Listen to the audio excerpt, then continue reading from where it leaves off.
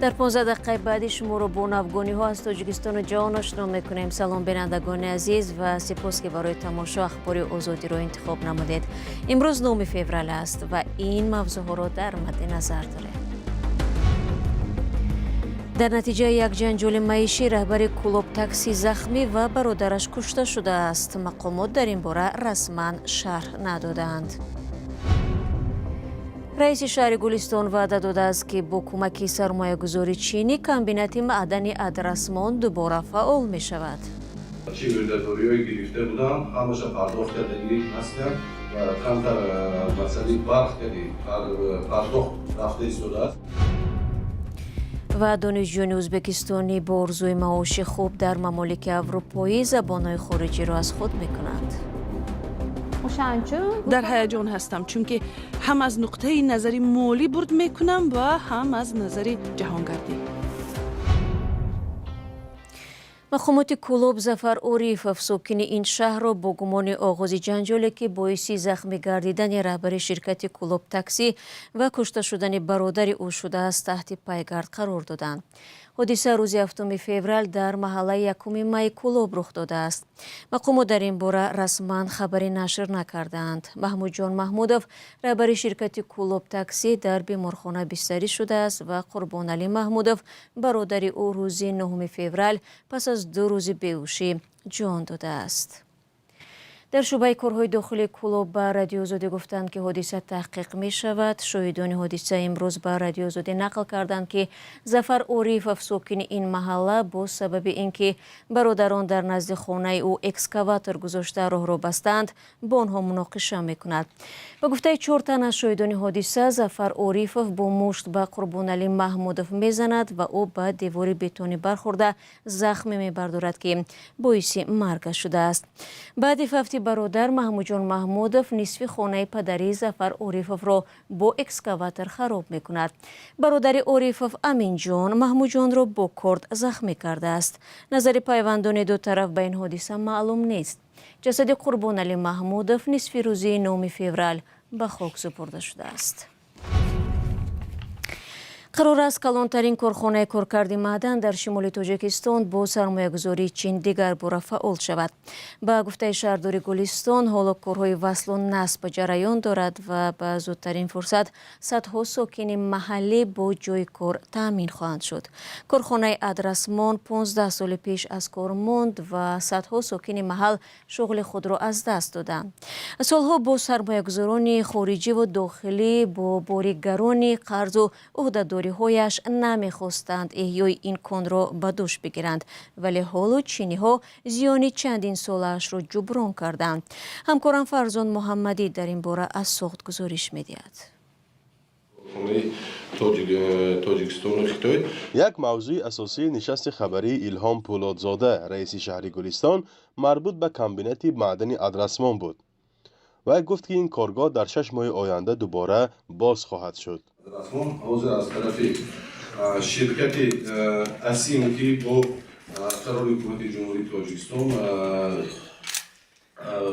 شرطنامه به امضا رسیده شده است و از طرف این شرکت حاضر کارهای وصل‌کنی و کارهای ساختمانی در این کمبینات رفته ایستاده است. از طرف شرکت اسیم برای پرداخت نصف معاش چند ساله ها و پرداخت قوه برق قرض و پرداخت اندازها چه وردادوری های گرفته بودند همش پرداخت کردگی هستند و کمتر مسئله برق کردی پرداخت رفته ایستاده است. پولادزاده میگوید با خرج 50 میلیون دلار و در نوبت اول تأسیس کار برای 500 نفر این شرکت یکی از کلانترین کارخانه های معدنی تاجیکستان حساب می شود. قبلا کارخانه معدنی ادرسمان در اختیار صاحبکاران قزاقستان بود و 15 سال اخیر از کار مانده و کارگران پیشین آن از زندگی سنگین خیش شکایت داشتند. در اونجا متخصصانی که از خود شهرک نمیرسند متخصصی میبرند، لیکن اساسی کارمندان در اونجا خود همون شهرک باید کار بگیرم و خود همون شرکت هم مقصد همه خیلی هست که مقصد در پیشون گذاشته که متخصص از خود همون آدرسمان. ولی یک نگرانی اساسی ساکنان منطقه این است که تقسیمات کار با کارگران محلی و منطقه چگونه خواهد شد، زیرا در دیگر منطقه‌های تاجیکستان از معاش نابرابر شکایت‌ها زیاد است. هرچند مقامات طرح سرمایه‌گذاری را امیدبخش می‌نامند، تا حال شرایط حقوقی و ضمانت کار برای مردم بومی کاملا روشن نیست. کارخانه ادرسمان در عهد شوروی تأسیس یافت و به پیدایش شهرک در حدود شهر گلستان سابق قیراقم در ولایت سوغد زمینه گذاشت. از آن زمان ادرسمان را شهرک کوهکنها می‌گفتند و دلیلش هم این که بزرگترین کان نقره در همین مکان جایگیر است. فلزات گرانبها از جمله طلا و سرب در بغل کوههای قورمه و قرامزار همین منطقه نهفتند. کارخانه از سال 2006 به شرکت قزاقی کان منصور تعلق داشت و عمدتاً خاکه نقره استخراج می‌کرد. کارخانه ادرسمان فعالیتش را سال 2012 قطع و خود را مفلس اعلام کرده بود. سال 2017 بحث میان مالکان قزاقستانی کارخانه معدن ادرسمان و مقامات تاجیکستان به فایده دولت انجام یافت و کارخانه دوباره ملی اعلان شد. آگاهان میگویند بعد دولتی شدن کارخانه نیز وضع در این سمت تغییر نکرد. بناهای عظیمی آن حالا فرسوده شدند و سیمای شهرک صنعتی زمان معروف را تیره کرده است. این حال نقبکنها و کارمندان آن را مایوس کرد و اکثریت اهالی شهرک را پریشان و سرگردان ساخت. اهالی بیش از 16,000 نفره ادرسمان امیدوارند که مشکل کارگاه حل می شود و مردم شهرک مثل پیشتر با کار تأمین می شوند. فرزان محمدی، رادیو آزادی، شهر گلستان. رو می‌ریم با موضوع دیگر. بابا صوفی رئوفی پسری ظفر صوفی روزنامه‌نگار و از منتقدان حکومت تاجیکستان در ارمنستان دستگیر و با یاری سازمان‌های حامی حقوق رها شده است. او 32 ساله است و چند سال اخیر همراه خانواده‌اش در اروپا تحصیل و زندگی دارد. ظفر صوفی روز 9 فوریه در صحبت با رادیو آزادی گفت پسرش 18 январ امسال با دیدن همسرش به یریوان رفت اما غیر انتظار در فرودگاه بازداشت گردید. و افزود مقامات تاجیکستان بابا صوفی را با اتهام عضویت در سازمان‌های ممنوع به جستجو دادند که اساساً نسبت به ناراضیان حکومت استفاده می شود، چیزی که ظفر صوفی بافته و ساخته مقامات تاجیکستان دانست. این روزنامه‌نگار تاجیک گفت رهایی پسرش با فشار و تلاش یک سازمان عمومی حقوق و کارمندان سفارت فرانسه در ارمنستان امکان پذیر گشته است. ظفر صوفی روزنامه‌نگار و مدیر گروه رسانه‌های آزادگان تقریباً 10 سال باز همراه همسر و فرزندانش در اروپا قرار دارد. نشریه آزادگان و خبرگزاری هم نام آن که بیشتر دشواری‌های مردم و ناکامی‌های حکومت را به بحث می‌گرفتند در تاجیکستان بسته شدند.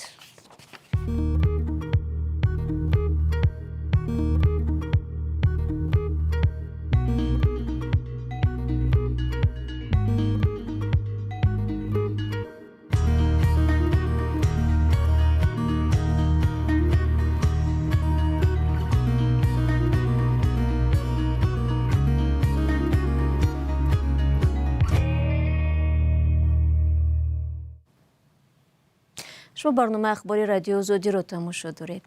در شبکه‌های اجتماعی شکایت زیاد است که داوطلبان کار در کشورهای غربی با اعلان‌های بی‌اساس باور کرده هم از مال و ملکشان محروم شدند و هم با کار تأمین نگردیدند. در ازبکستان دولت تلاش دارد این روند را زیر نظارت بگیرد. خبرنگار فرانس پرس مثلا دانشجویان ساحه طب را مثال آورده است که در دانشگاه زبان آلمانی می‌خوانند تا در آن کشور طبق کسبشان شغل مناسب پیدا کنند. موضوع را همکارمان کیومرسی عطا ادامه می‌دهد. معلمه به این گروه دانشجویان دانشکده طبی ازبکستان اصطلاح‌های پزشکی را به زبان آلمانی شرح می‌دهد. دانشجویان امید دارند که دانستن زبان آلمانی امکان دریافت کار را در ممالک غربی بیشتر خواهد کرد. سالهای اخیر شماری روزافزون داوطلبان کار از تعقیب و فشار در روسیه خلاصی جسته می‌خواهند که در کشورهای غربی شغل پیدا کنند. بعضی از کشورهای عضو اتحاد اروپا که با کمبود نیروی کاری مواجه می‌باشند با 5 کشور آسیای مرکزی قزاقستان و قرقیزستان، ترکمنستان و تاجیکستان و ازبکستان شرطنامه به امضا رسانده کارگرانی با ملکه ساحه‌های بهداشت و کشاورزی را به کار و زندگی دعوت کردند. شهنازه گلمرادова داوطلب کار از ازبکستان در صحبت با خبرگزاری فرانس پرس گفته است که می‌خواهد در آلمان کار و زندگی کند.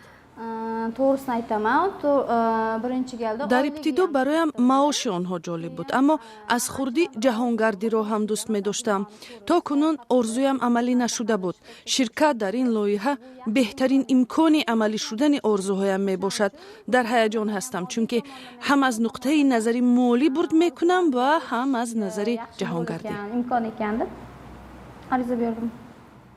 این خانم 38 ساله ازبکستانی وعده گرفته است که در آلمان ماه معادل $2,500 آمریکا به دست خواهد آورد که نسبت به معاش حاضرش 7 برابر بیشتر بوده، هم برای برآوردن خراجاتش در آلمان و هم برای فرستادن پول برای خویشاوندانش در وطن کافی خواهد بود.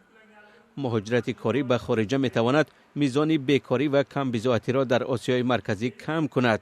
ممالک اروپا تلاش دارند از راه مهاجرت کاری تنظیم شده کمبود نیروی کاری را تا حد رفع نمایند. برای مردمی که سالهای دراز زیر حکم مسکو زیستند، سفر و زندگی در اروپا آسان نیست. اصلا بعد از فروپاشی شوروی و بحران اقتصادی، صدها هزار ساکن جماهیر آسیای مرکزی برای کار به روسیه هجرت نمودند. با آغاز تجاوز روسیه به خاک اوکراین در سال 2022 شمار زیادی مهاجران کاری اجباراً به این جنگ برده شدند. ماه می سال روان مقامداران روسیه اطلاع دادند که بیش از 20,000 مهاجر از ازبکستان و قرقیزستان و تاجیکستان را که شناسنامه روسیه گرفتند به جبهه جنگ فرستادند.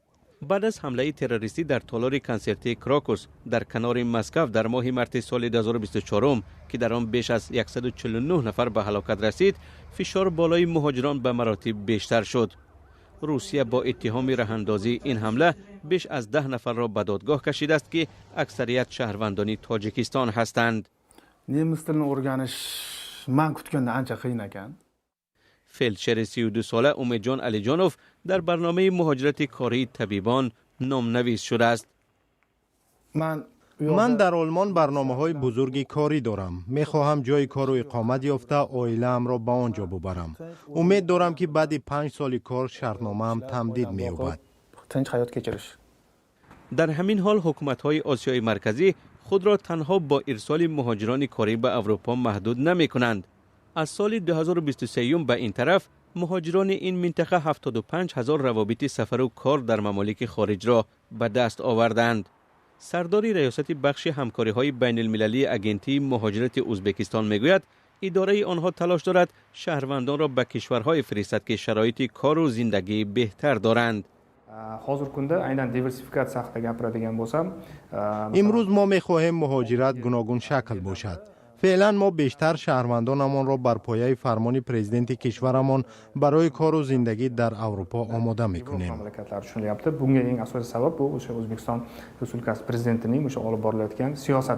برای اکثر مهاجران آسیای مرکزی که در اروپا کار و زندگی می‌کنند، شرایط زحمت و معاش جالب بوده است، چون که در اینجا به مثل روسیه آنها را نهادهای دولتی اذیت نمی‌دهند.